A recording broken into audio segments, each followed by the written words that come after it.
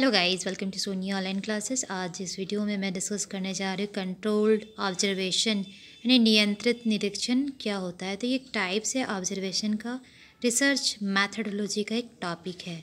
तो controlled observation क्या होता है?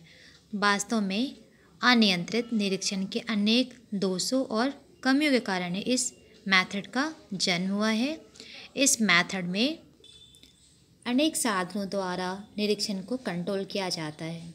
इस प्रकार के निरीक्षण की एक मुख्य विशेषता यह है कि इसमें निरीक्षणकर्ता पर तो कंट्रोल होता ही है, साथ ही साथ निरीक्षण करने वाली सामाजिक घटना पर भी कंट्रोल किया जाता है।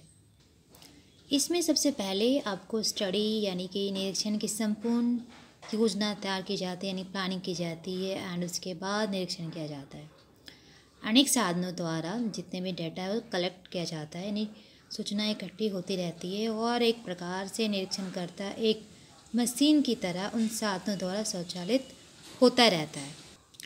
इस प्रकार के अनेकों स्टडी किए जाते हैं एंड जिनमें कि इस मेथड का यूज़ होता आया है। इस पद्धति में नियंत्रण दो प्रकार से कार्य रूप में परिणत किया जाता है और ये दो प्रकार है। एक पहला है सामाजिक घटना पर नियंत्रित यानी control over social phenomena and दूसरा निरीक्षणकर्ता पर नियंत्रण यानी कंट्रोल ओवर ऑब्जर्वर। ये जो रिसर्चर होते हैं, जो फील्ड वर्कर होते हैं। सामाजिक घटना पर नियंत्रित क्या है? Control over social phenomena. इस मेथड में निरीक्षण करने वाली घटना को कंट्रोल किया जाता है।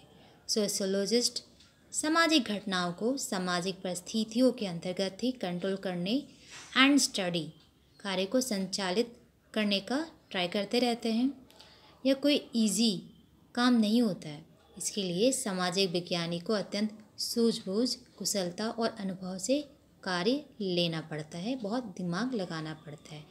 दूसरा जो आपका इसमें है नियंत्रण करने का जो कार्य रूप परिणत किया गया है, दूसरा है निरीक्षणकर्ता पर नियंत्रण यानी कंट्रोल ओवर ऑब्जर्वर।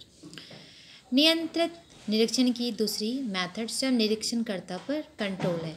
निरीक्षणकर्ता सामाजिक घटनाओं को उनके वास्तविक सत्य रूप में देखना चाहता है और यदि वह यह भी चाहता है कि उसकी स्टडी पर किसी भी प्रकार का निजी पक्षपात ना पड़े तो उसके लिए यह इम्पॉर्टेंट हो जाता है, ये आवश्यक हो जाता है कि स्वयं अपने लिए कुछ नियंत्रणों को स्वीकार करे।